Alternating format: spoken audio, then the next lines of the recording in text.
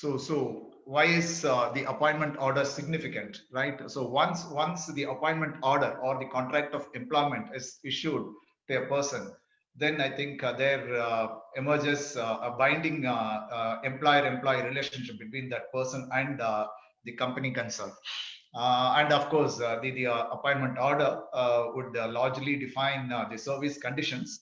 And of course, besides the service conditions, any other terms and conditions which for which both the parties agree, that will also get included in the appointment order.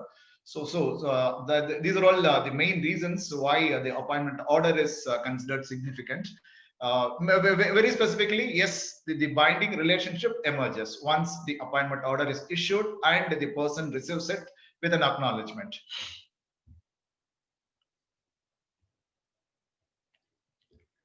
So it is not only the appointment order which defines the service conditions. There are other laws as well as other the records or contracts which deal with the service conditions. Just for example, you can see in this slide the governing legislations like the Factories Act, right? So for every factory, the Factories Act will be the governing legislation, which is a central legislation.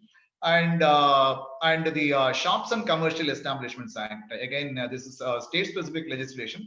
This is also a governing legislation for shops, commercial establishments, and other types of establishments. So these types of legislations will also define some of the service conditions. Of course, when we say Factories Act or when we say shops and commercial establishments, right, these are very specific to the nature of establishment concern. So if the nature of establishment is a factory, then the Factories Act will become the governing legislation for that establishment.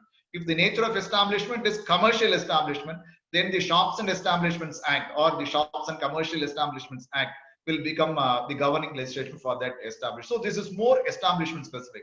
Maybe this is slightly opposed to the second point, which talks about the Contract Labor Regulation Abolition Act and Building and Other Construction Workers Act. So again, this is not these two legislations, along with maybe the Interstate Migrant Workmen's Act. Those legislations will also define some of the service conditions, but these are all based on the classification of employees. So when we say Contract Labor Act, it will be applicable to that particular class of workers called contract workers.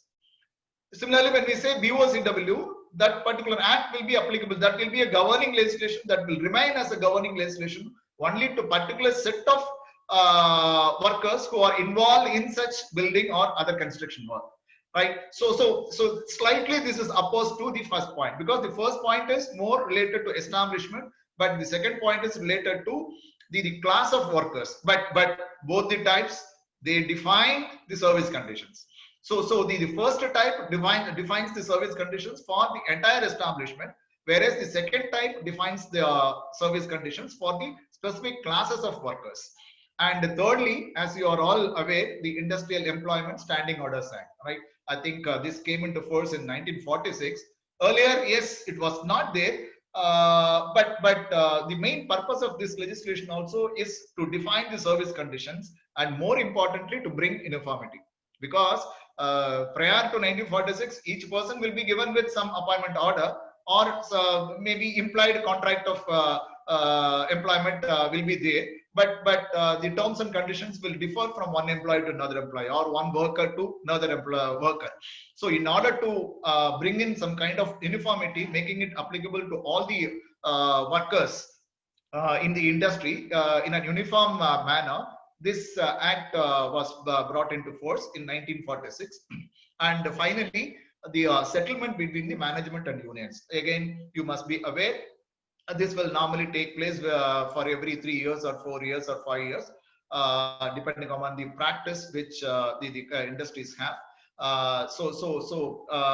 This is again under either it will be 12.3 settlement.